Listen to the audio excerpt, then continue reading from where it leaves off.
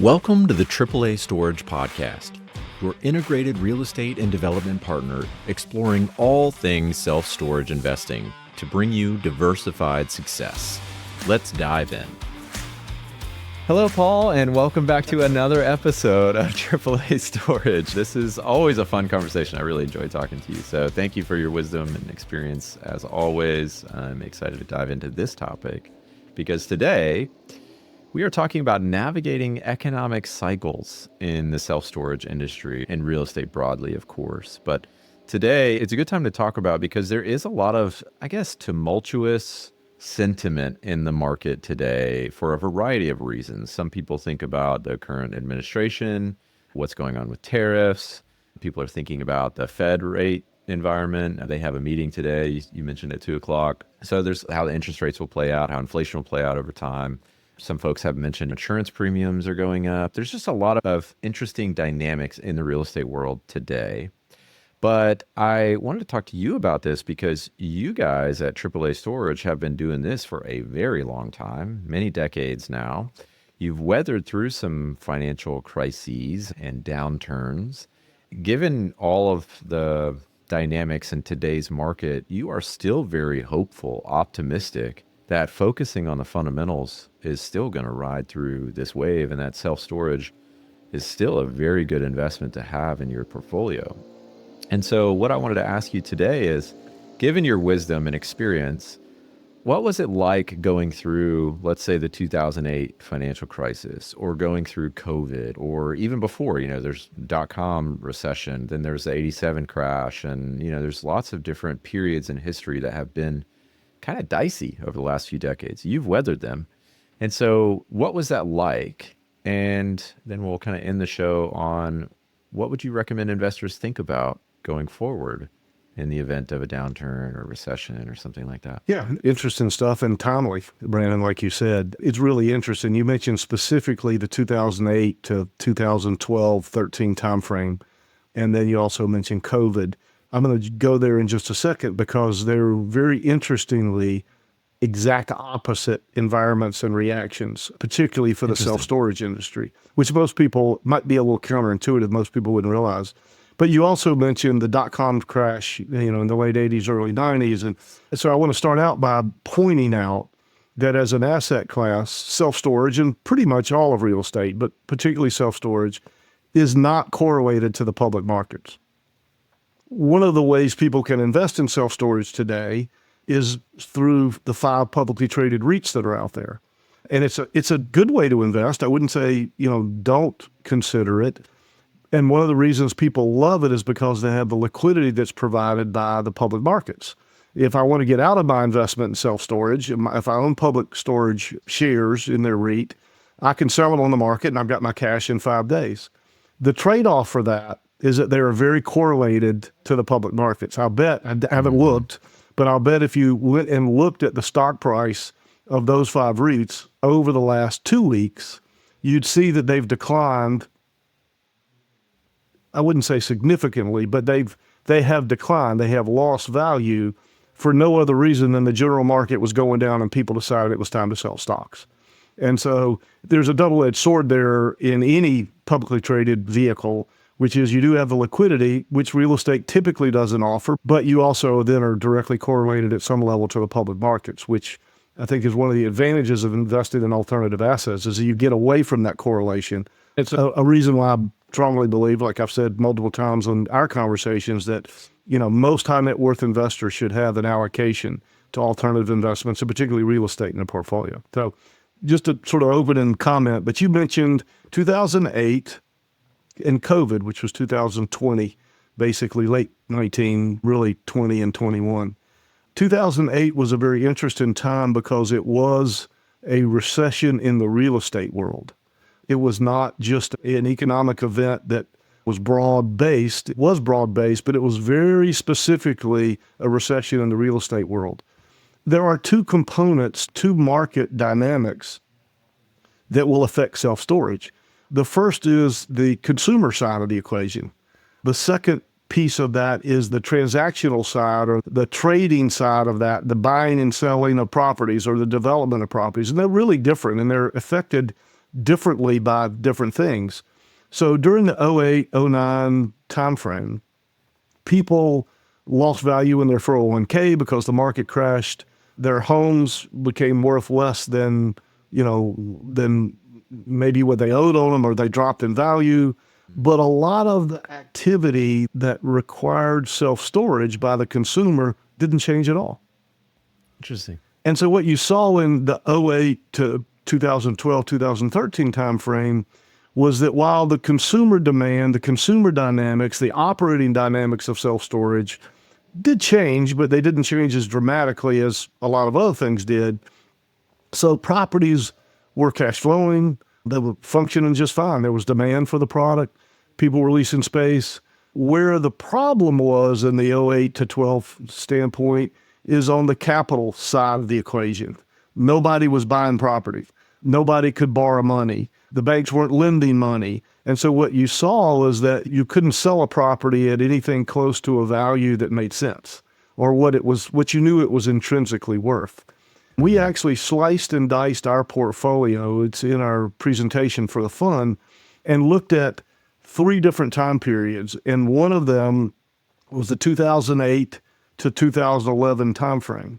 And what you see for projects that were sort of maturing in that time frame is, on average, we've held them longer because we waited out that market where there weren't enough buyers, the values really weren't there, cap rates were elevated. What happened for our investors during that period was that their capital was tied up a little bit longer. That's never what we want.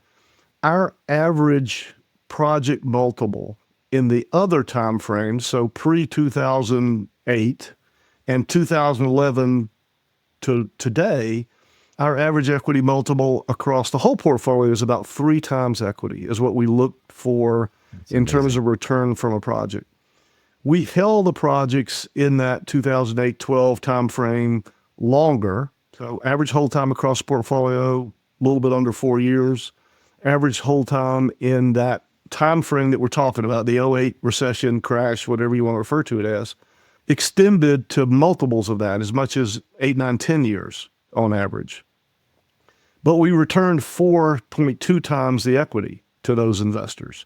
So longer hold period, bigger equity multiple. Time value returns were depressed a little bit because of the time the properties were held. So our average return across the entire portfolio that we've sold is about 20%. Returns on those deals were in the 14, 15 range because of time, but we actually returned more cash to the investors. So that's what the 08 sort of to 12, 2013 timeframe looked like for us. If you compare that to COVID, COVID was an absolute Super Bowl event for self-storage. Okay. If you can, so on average, on any day of the given day of the week, occupancy in self-storage on a national average basis is somewhere between 89 and 91%. Obviously, individual markets are different, but when COVID hit in March of 2020, I bet you $1 to the hole from a donut that occupancy is around 89 or 90% nationwide. Within 6 to 8 months, occupancy was between 98 and 100%. The reason was everybody was stuck at home. They were having to clean out bedrooms to create offices so they could work from home. Where are they going to put that furniture? So it went into a self-storage facility. They were bored at home and had nothing to do, and they were cleaning out their garage and their attic and had all the stuff that they needed to put somewhere. So occupancy soared in the self-storage industry. And because of that, the equity side of the equation began to chase good quality, well-located facilities. It's one of the few times it was there because of the popularity of the product and sort of the professionalization and institutionalization of storage that we've talked about on another episode, where you had larger equity players, the big REITs and everybody else sort of beginning to emerge. But there's not been many periods in storage where you can sell a property before you get it stabilized or leased up for full value. During that period, in the pandemic and then coming out of the pandemic, we couldn't get a project stabilized. we'd get to 60% occupied and somebody would offer us full value as if it were fully occupied. And we were selling, that's why our average hold time since 2011 has been 3 years. That's a little bit unrealistic. And today that I don't think that dynamic exists, and we don't forecast that and don't plan on that in terms of how we project returns today. The fact of the matter is, every property we've sold since the average hold time for a property from the time we started construction to the time we sold it was 3 years. And the COVID pandemic created a lot of that because the product was performing so incredibly well, and there was new equity coming into the market that was, looking for good self-storage, and that created a perfect storm. Cap rates for self-storage track multifamily about 50 basis points behind multifamily.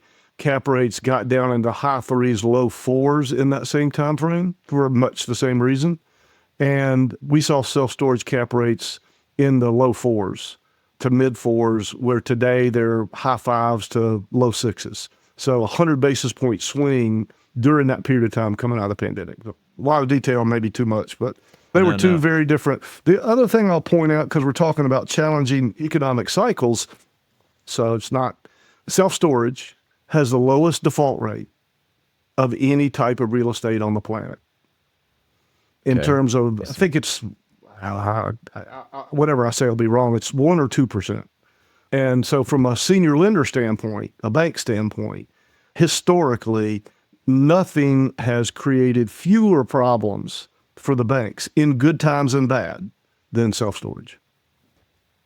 That is so interesting.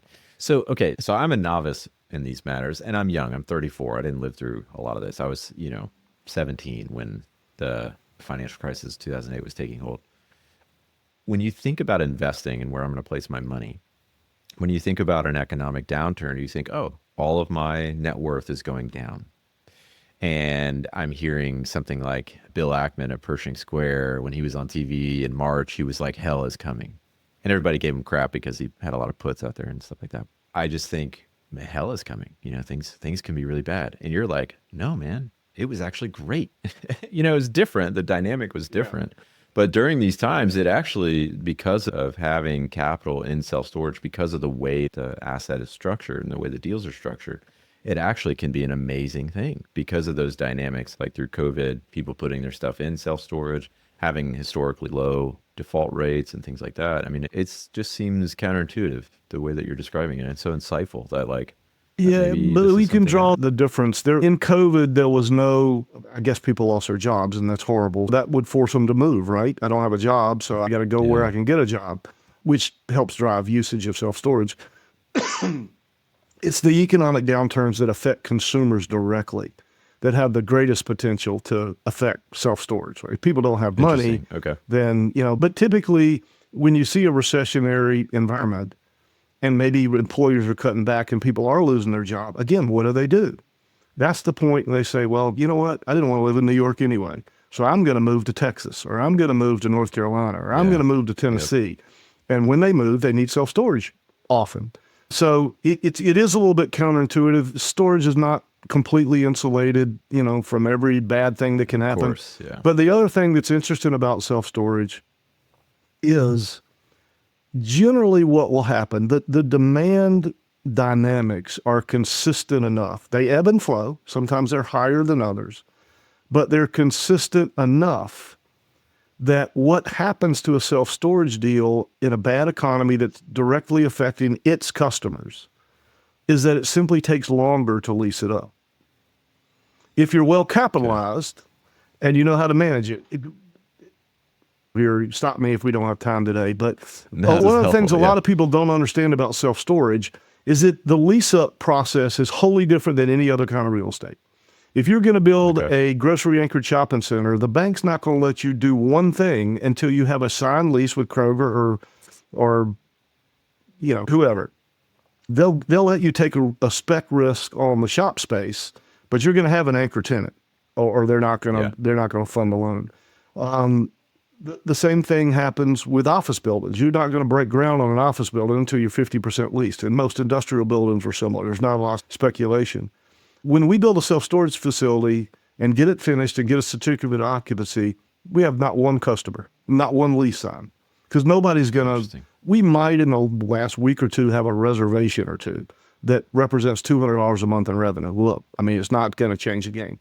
It takes 2 to 3 years to lease up a self-storage facility until it's producing cash flow and that kind of thing. So you have to plan for that. You have to have working capital as part of the equity capital that you've raised. The banks will often give us an interest reserve to help pay the interest-only payments during the construction period and for the very beginning of lease up. But you've got a facility that has operating cost and has debt service payments that have to be made, and you have to plan for that. When we pro forma a project, we have a play we've run. I've gone through it before, but it takes us about 4.5 years to build 2 phases of a project and get that all to stabilization. And it's one of the other benefits. The other benefit that we have is that we're financially strong. So if we have a project that's a little bit undercapitalized, it gets extended because the market slowed down and so the lease up wasn't as fast as we wanted it to be, we have the ability to support that project and loan it money instead of diluting the investors or having them have to put in more capital to get that project, to buy it a little more time, another year to get to lease up. But my whole point of all that was it's not a matter of whether it's going to lease up. It's a matter of when it's going to lease up. And you don't see timeframes get extended from 3 or 4 years to 8 or 9 years. I've never seen that. You might see a project that really was budgeted to be leased up in 3 to 4 years that takes 5 years or 4.5 years. But so typically that's the biggest difference. And that's why you don't see the level of defaults on real estate loans and storage that you see in other types of property. So. Yeah, no, it made me think of a fortress balance sheet, something that Jamie Dimon always talks about when you're thinking about investing, thinking about running a company, you kind of have a solid capital structure. So I'm curious, this is kind of a selfish question. I'm going off script a little bit, but I'm curious if there's anything that you're paying attention to now that not makes you nervous, but, something that you are watching and paying attention to, thinking about, heading into what seems to be uncertain times, at least what you would read about in the headlines. Yep. Now, of course, economists and investors have been saying there's been a recession for the last 3 years, and we're still not quite there yet. Maybe some correction territory, but not quite a recession. Is there anything like that you're kind of paying attention to now? There are a lot of things. Yeah. Back to the concept that there are 2 markets that we care about. One is the consumer market in terms of leasing a facility up and the ability to raise rates and all that kind of stuff. And the other is the capital market side of the self-storage equation. There has definitely been a headwind on the consumer side for the last 28 to 30 months because of interest rates. When the Fed raised rates and mortgage rates went north of 7%, what it did was slow people's decision-making to buy a new home and move. And moving is 25% of demand in self-storage. So the drop in activity and home sales has had a very noticeable effect on self-storage. Mm-hmm. You combine that with the fact, if you remember when I said sort of storage exploded during COVID, the amount of new development that started, and remember, it can take 2 years to get a piece of land ready to build on. So when somebody says, I'm going to build a self-storage facility, that means you'll probably see something come out of the ground in a year to a year and a half and maybe be ready to lease at the 2-year mark. So late 20, really 21, development exploded. So you've got a lot of markets that have gotten a little overbuilt. And the result of that, particularly for the big REITs and the big private equity players, is they value occupancy over rate. And they've gotten very sophisticated using demand-based pricing algorithms. And so they have forced rates down. On a national basis, there's been a month-over-month rate decrease in the self-storage industry for 28 months in a row. Interesting. Some markets are worse than others. Remember, it's a hyper-local product. If rates in Austin have the national statistics show they've dropped, on average 3% a year for the last 2 years, but you happen to own a facility and there's not another facility within 5 miles of yours, your rates have probably gone up by 2 to 3%. So it's very hyper-local. But on a national average basis, there has been price pressure on rates. What we see happening now is because rates are high, so you've had a drop in demand And you've had a little bit of overbuilding in some markets, all of which has resulted in rates coming down.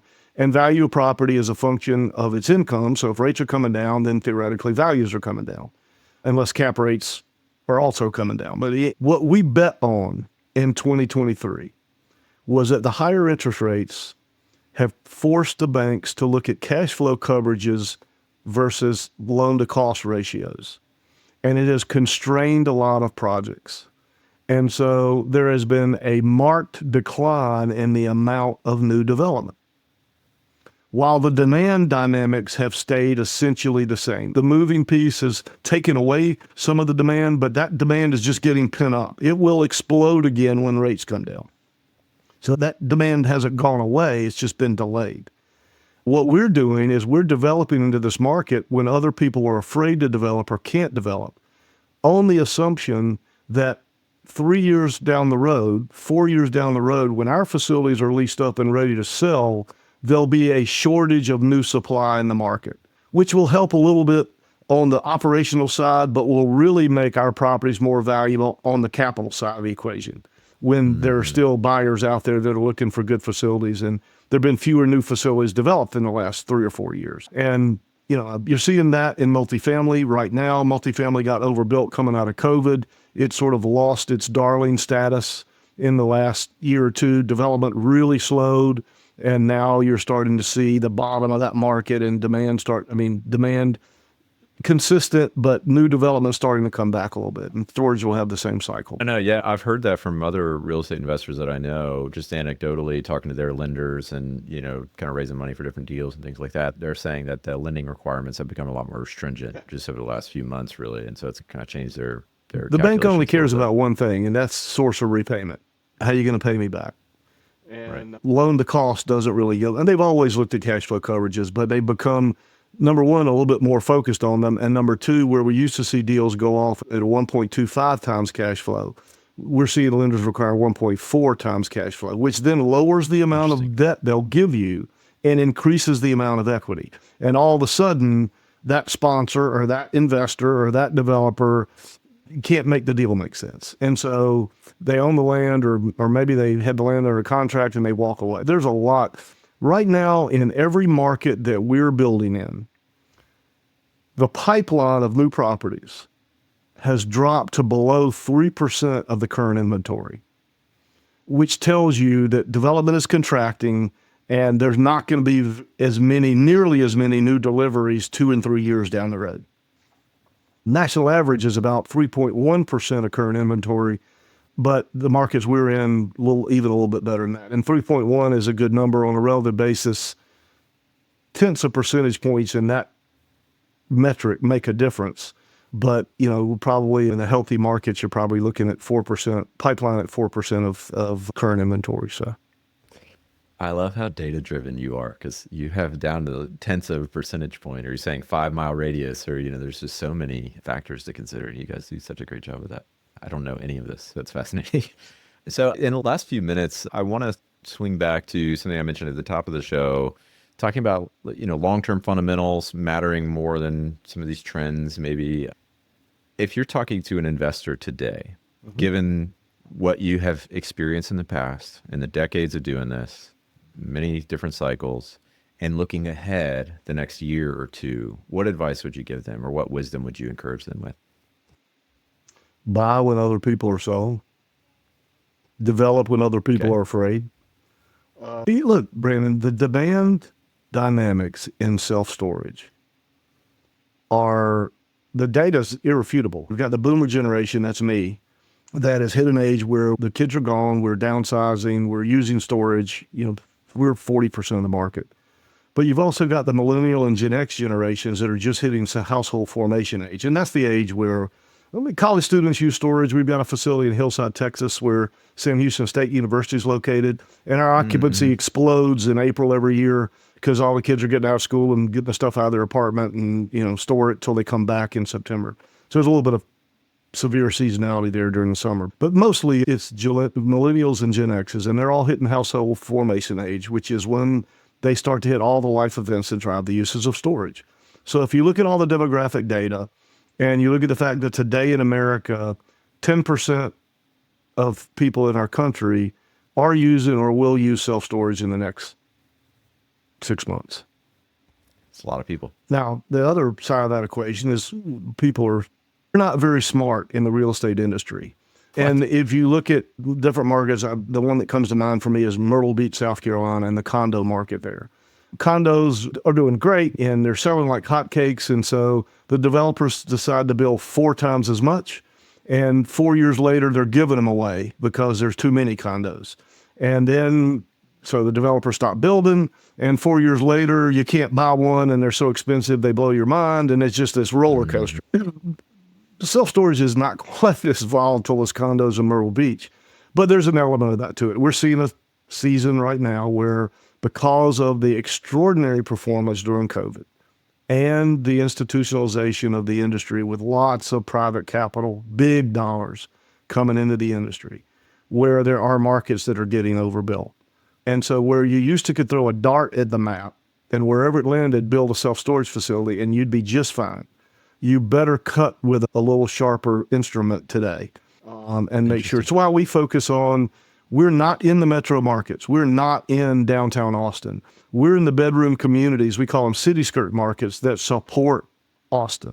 We're the suburbs where people live and they're driving into Tesla or wherever. Same thing in Charlotte, North Carolina. We've got a piece of property that'll be in our next fund in Gastonia, which is a secondary market to Charlotte, but really driven by the growth and the dynamics of the Charlotte market. So we sort of insulate ourselves a little bit from some of the boom and bust. We can buy land cheaper. It's easier to get entitlements. The whole process is a little easier. There are markets that on a market basis show net declines in rates over the last number of months. And that's partly because of drop in demand related to moving and partly because those markets have gotten a little overbuilt. But they recover pretty quickly in storage. This is all really encouraging. I mean, if you're a listener, an investor reading the headlines, I like your analogy. Use a sharper knife, maybe. Yeah. You know, there's some really great places, really great investments if you know where to look. I know we're out of time, but the car wash industry became a darling of the financial industry about 2 years ago. You know, the nice car washes with the free vacuums, and you can do a monthly subscription for $30 and you can wash your car as much as you want. That industry is built on breakage, right? It's built on people signing up for the subscription and only coming once every other month, or you really don't use it. But if you follow the different things, and I follow all the segments in real estate and try to keep up with the data, one of the largest operators of those type of car washes just filed for bankruptcy. Got overbuilt. They over-levered it, which is the private equity guys are famous for. You know, they love to borrow money because it drives extraordinary returns, but it also can come and bite you if things don't go as planned. So, but yeah, that industry's starting. It's still a good place to be. I've got 2 very close friends that are successful, wealthy individuals, and they develop car washes on their own, and they're still developing. You just got to be in the right market. Yeah, I like that. Because it's a hyper-local market too, right? Nobody's going to drive from, you know, Sheboygan to Kenosha to get their car washed. They're going to stop at the place they go by every day. And so it's a hyper-local market just like storage. But you got to be careful. You got to be smart. You got to study the market and, you know what the demand is, know what kind of competition you're going to have. So it makes me think of a report I read years ago. After the COVID period, there was the big metro markets, people moving away from those and going to second-tier cities. So the fastest-growing cities in the country were, like, instead of Nashville, it was Chattanooga or Knoxville or things like that. And it sounds like even one step removed from that, look at some of those markets. It can be really, really attractive. You have to be a little careful looking at tertiary markets, because if you get overbuilt in a tertiary market, there's not going to be enough growth in the population to try to bail you out. But today we could talk about that. Yeah, we could. Let's make a whole nother podcast out of that. But there are metrics we use to kind of gauge demand and supply balances. And in a high growth market, we'll tolerate a metric that's a little bit higher, which is in this case less attractive, because we know the growth is going to help absorb that additional square footage. In a small market that hasn't shown any, significant growth historically, you have to be a little more careful because you can get caught. But for example, we're building in Georgetown, Texas, which has been on a percentage basis one of the fastest growing towns in all of America. It's a suburb I've of seen that, Austin. yeah. And we've got 2 facilities there, and we've also got an industrial flex facility there that have done fantastic because that suburb, it's supported by Austin. You're not dependent on Georgetown on a standalone basis. Its growth is being driven by Austin. Now, you can go to Clinton, North Carolina, in southeastern North Carolina. Clinton's been, if you could go back in time 20 years ago, Clinton looks today just like it did 20 years ago. Great place to live, great quality of life, great place to raise a family, but there's as many people moving out as there are moving in, and there's just not a lot of growth. And, that's a market where if the demand's there, you're good. If the demand's not there, you can't manufacture it, so you kind of get caught. So anyway. Fascinating. I'm in downtown Fort Worth, so Georgetown, so I've been there a few times too. Given that this is so important, the market dynamics, supply and demand, the hyper-local nature of this investment, maybe that'd be a good topic for next week. Yeah, that'd be fun. That'd be fun. Yeah, it'd be fun to kind of talk about some markets that you guys are looking at and what makes them interesting and just kind of a way to analyze some deals. We could talk maybe a little bit about the fund and some properties you guys are looking at and things like that. Super. Okay. Paul, thank you so much. As a young person who has not gone through too many of these periods, having your wisdom and experience and expertise is always very, very helpful. It's comforting. I feel very comforted by this episode. So thank you. And we'll talk next time. Okay, buddy. Thanks. Thanks. Bye.